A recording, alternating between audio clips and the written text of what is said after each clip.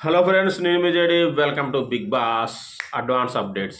మరి బిగ్ బాస్లో 4th week నామినేషన్స్లో ఎవరెవరు ఉన్నారనేది ఒక్కసారి చూద్దాము. చాలా అవైటింగ్. నాగమణికంటకి ఎట్లాగో నామినేషన్స్ ఎక్కువ పడతాయి కాబట్టి ఎప్పుడు ఉంటాడు ఆల్వేస్. ఆ తర్వాత ప్రేరణకి ఎందుకు బడి ఉంటుంది అనుకుంటున్నారో కామెంట్ చేయండి. Nabeel Afridi hitter, Shahid Afridi type. So ఈయనకు కూడా సంచాలక చేశాడు కాబట్టి యాజ్ యూజువల్గా పడి ఉంటాయి.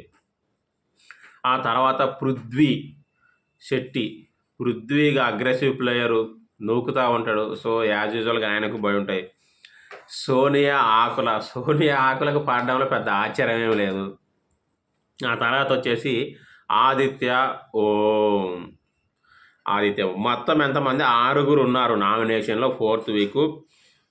అమ్మాయిలు వచ్చేసి సోనియా, ప్రేరణ, 2 అమ్మాయిలు.